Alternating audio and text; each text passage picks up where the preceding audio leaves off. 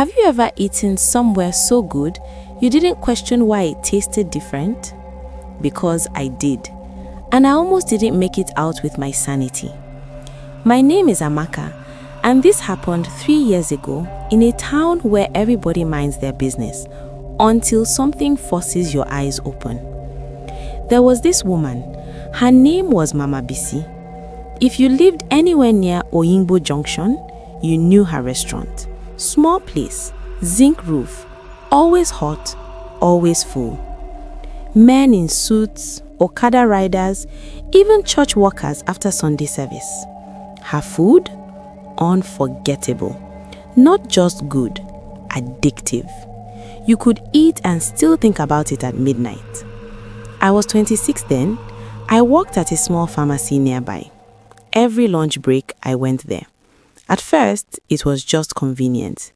Then it became something else. I needed that food. One day, I noticed something strange. Mama Bisi never allowed anyone inside her kitchen, not even her assistants. They stayed outside, washing plates, serving food, but the cooking? Only her. Always her. And she locked the back door. At first, I ignored it. Many people are protective of their recipes. But then I started seeing patterns. Every evening, around 7 p.m., she would close early. Not because she ran out of food, because she had somewhere to go.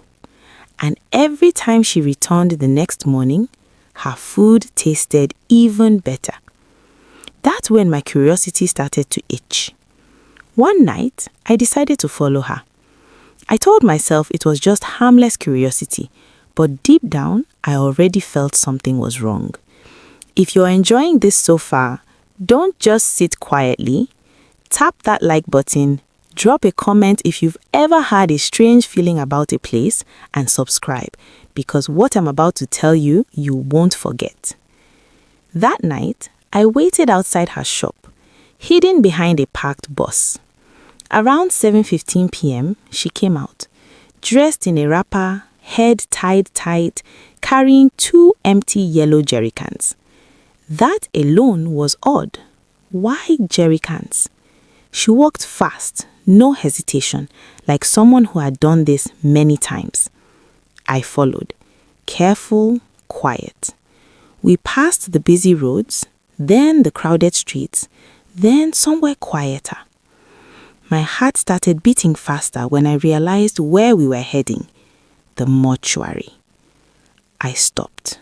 I almost turned back, but something inside me said, "Don't stop now."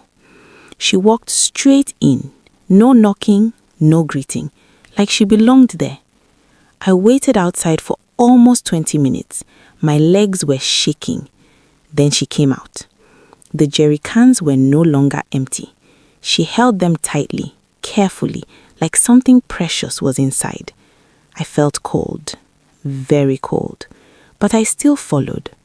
All the way back, she entered through the back door of her restaurant and locked it. That night, I didn't sleep. My mind kept asking one question. What was inside those jerry cans?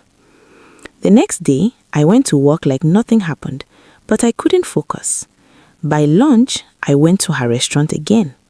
I watched her closely. The way she stirred the soup, the way she smiled, the way customers ate and kept asking for more. It didn't make sense.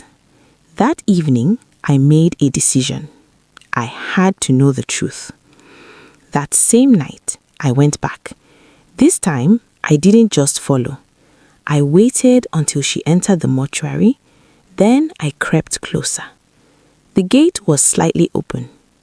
Inside, I saw something I wish I could forget. Mama Bisi was standing beside a metal table.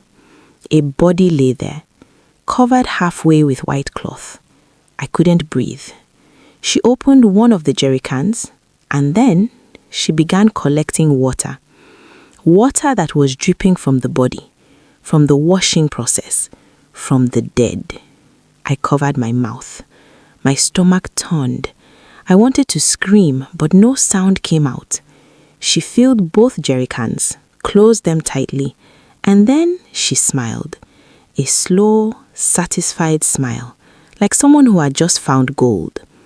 I ran. I didn't even wait for her to leave. I ran all the way home.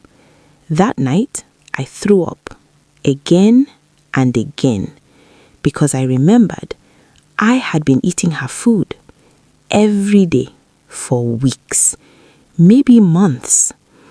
And I wasn't the only one. Hundreds of people, maybe thousands. The next day, I refused to go near that place, but something worse started happening. People began talking. Strange things. A man said he couldn't stop eating her food after he found out something was wrong. A woman said she dreamt of dead people calling her name after eating there. Someone else said they felt sick but still craved the food. It didn't feel normal anymore. It felt controlled, like something was inside that food, something that held people, that held them. That's when I knew this was bigger than just dirty cooking. This was something else, something darker. If this story is making your heart race, pause right now, like this video, drop a fire emoji in the comments, and share it with someone who loves real African stories, because what's about to happen, you won't see coming. I gathered courage. I went to the police. At first, they laughed, said I was imagining things, but I didn't stop. I described everything, the jerry cans, the mortuary, the timing. Finally, one officer agreed to check. That night, they followed her too. And this time, she didn't know. They caught her inside the mortuary with the jerry cans, with the bodies, everything. She didn't run. She didn't deny it. She just looked at them and laughed. That same slow, cold laugh.